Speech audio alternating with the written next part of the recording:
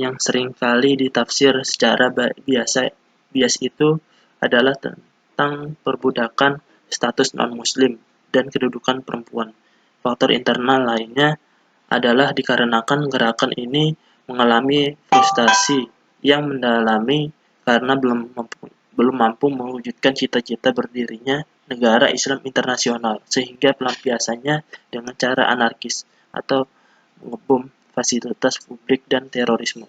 Harus harus diakui bahwa salah satu penyebab gerakan radikalisme adalah faktor sentimen keagamaan, termasuk di dalamnya adalah solidaritas keagamaan untuk kawan yang tertindas oleh kekuatan tertentu. Tetapi hal ini lebih tepat dikatakan sebagai faktor emosi keagamaannya dan bukan agama atau wahyu suci yang absolut. Hal ini terjadi pada peristiwa pembantaian yang dilakukan oleh negara Israel terhadap Palestina. Kejadian ini memicu adanya sikap radikal di kalangan umat Islam terhadap Israel yang menginginkan agar negara Israel diisolasi agar tidak dapat beroperasi dalam hal ekspor-impor. Yang kedua, faktor eksternal.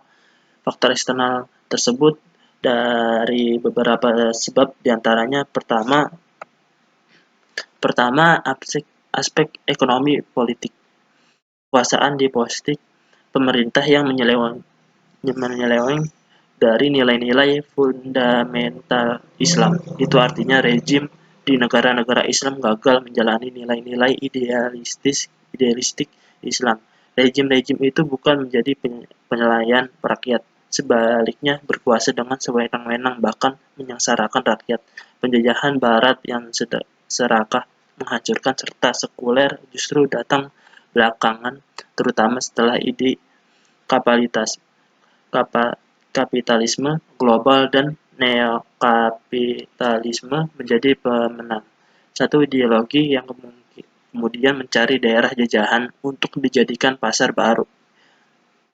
Industrialisasi dan ekonomisasi pasar baru yang dijalankan untuk cara-cara berperang inilah yang sekarang menjawatah hingga melanggeng kehadiran fundamentalisme Islam.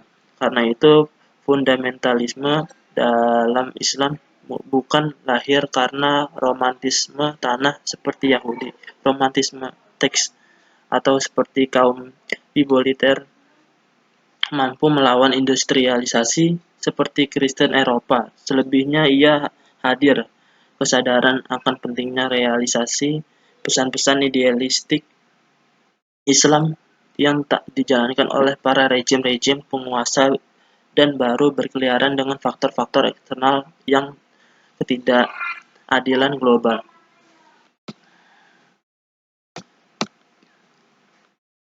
Kedua, faktor budaya. Faktor ini menekankan pada budaya barat yang mendominasi kehidupan saat ini. Budaya sekularisme yang dianggap sebagai musuh besar yang harus dihilangkan dari bumi.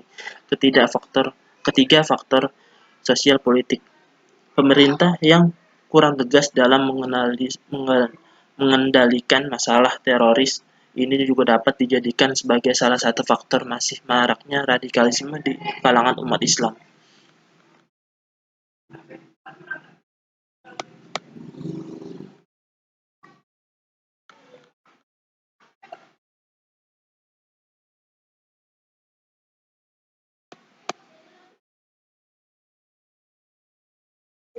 Lanjut, peran ideologi Pancasila untuk membentengi diri dari radikalisme.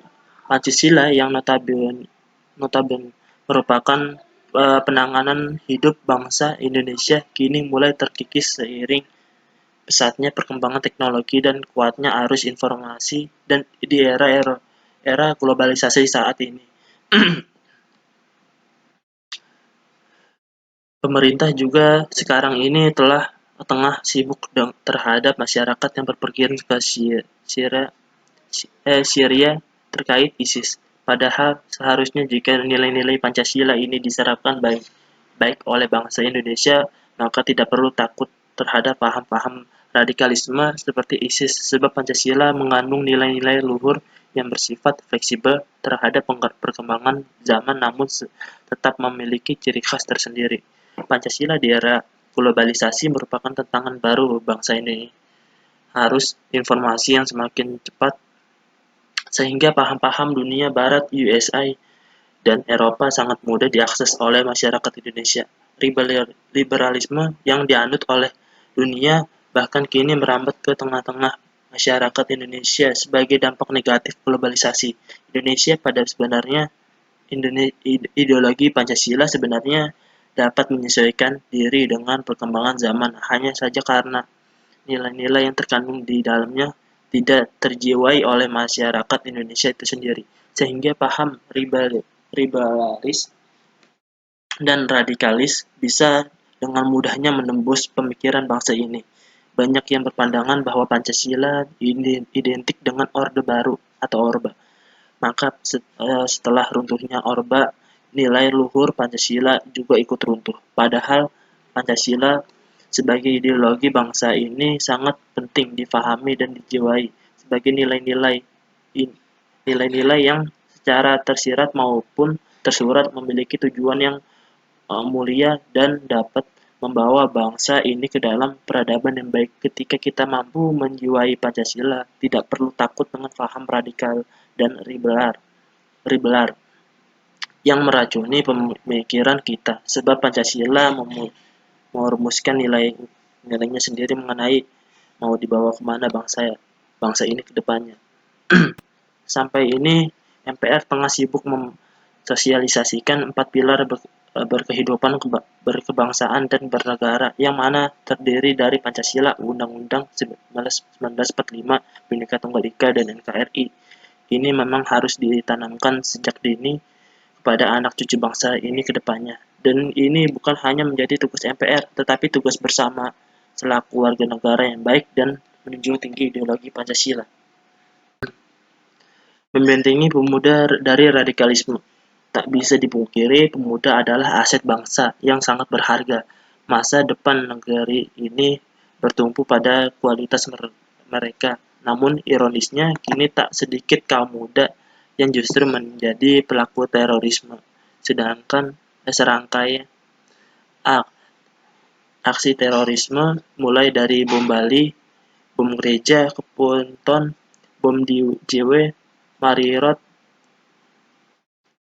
dan Hotel Ritz-Carlton, hingga aksi penembakan pos polisi di Solo dan bom di Beji dan Tabora melibatkan pemuda. Sebut saja Dani Dwi Permana, salah satu pelaku bom di JW, Marriott, dan Hotel Ritz-Carlton yang saat itu berusia 18 tahun dan baru lulus SMA. Fakta di atas diperkuat oleh riset yang dilakukan Lembaga Kajian Islam dan Perdamaian atau yang disingkat LAKIP. Dalam risetnya tentang radikalisme di kalangan siswa dan guru pendidikan agama Islam atau PAI di Jabodetabek pada Oktober 2010 pada Oktober 2010 sampai Januari 2011. LKIP menemukan sedikitnya 48,9% siswa menyatakan bersedia terlibat dalam aksi kekerasan terkait dengan agama dan moral. Bahkan yang mengejutkan, belasan siswa menyetujui aksi ekstrim bom bunuh diri tersebut. Bertanya pemuda terhadap aksi kekerasan dan terorisme patut menjadi keprihatinan kita bersama. Banyak faktor yang menyebabkan para pemuda terseret ke dalam tindakan terorisme, mulai dari kemiskinan, kurangnya pendidikan agama yang damai, gencarnya infiltrasi kelompok radikal, lemahnya semangat kebangsaan, kurangnya pendidikan kewarganegaraan, kurangnya keteladanan, dan tergerusnya nilai kearifan lokal oleh arus modern negatif. Apapun faktor yang melatari, adalah tugas kita bersama untuk membentengi mereka dari radikalisme dan terorisme, untuk membentengi para pemuda dan masyarakat umum dari radikalisme dan terorisme. Badan Nasional Penanggulangan Terorisme atau disebut BNPT menggunakan upaya pencegahan melalui kontraradikalisme kontraradikalisasi atau penangkalan ideologi. Hal ini dilakukan dengan membentuk Forum Koordinasi Pencegahan Terorisme atau FKPT di daerah, pelatihan anti radikal atau terorisme bagi ormas atau Training of Trainer (TOT) bagi sivitas akademik perguruan tinggi serta sosialitas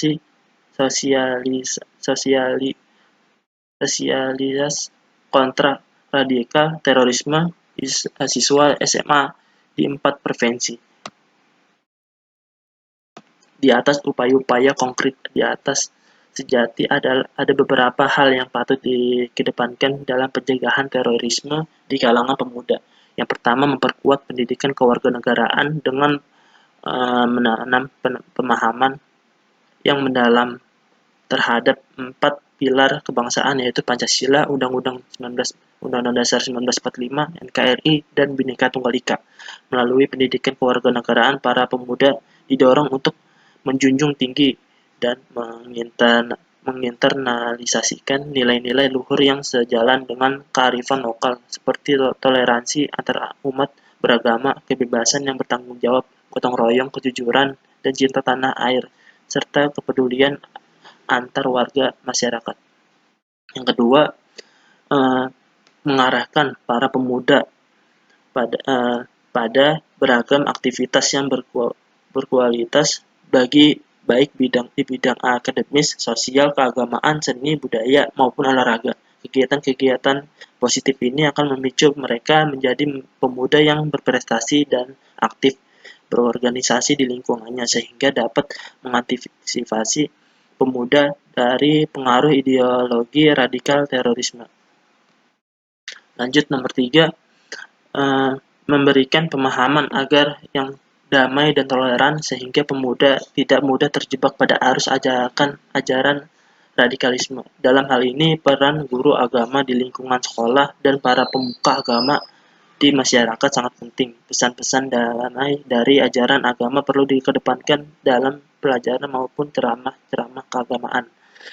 Yang keempat, memberikan keteladanan kepada pemuda, sebab tanpa adanya keteladanan dari para penyelenggaraan negara, tokoh agama, serta tokoh masyarakat, maka upaya yang dilakukan akan sia-sia. Para tokoh masyarakat harus dapat menjadi role model yang bisa diikuti dan diteladani oleh para pemuda.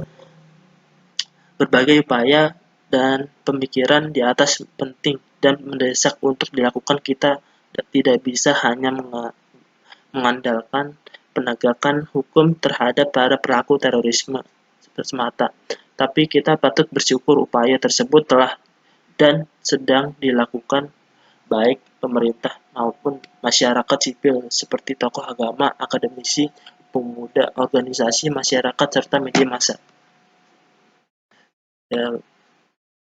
Dan terakhir, bab penutup, kesimpulannya itu, radikalisme adalah suatu perubahan sosial dengan jalan kekerasan, meyakinkan dengan suatu tujuan yang dianggap benar atau namun dengan menggunakan cara yang salah. Radikalisme merupakan gerakan yang berpandang kolot dan sering menggunakan kekerasan dalam mengajarkan sikap berdamai dan mencari perdamaian. Soekarno menawarkan suatu ideologi yang sesuai dengan dasar kebiasaan yang ada di Indonesia. Soekarno sepertinya dapat melihat bahwa akan terjadi berbagai gerakan yang dapat merusak atau mengancam negara Indonesia. Salah satunya adalah radikalisme. Dengan mengamalkan nilai-nilai dalam ideologi Pancasila, suatu bangsa dapat menjalankan proses hidup dalam berbangsa dan bernegara tanpa ada ancaman dari gerakan mengancam keutuhan negara. Ya, mungkin itu saja yang saya sampaikan. Kurang lebihnya maaf. Wabillahi taufiq wal hidayah. Wassalamualaikum warahmatullahi wabarakatuh.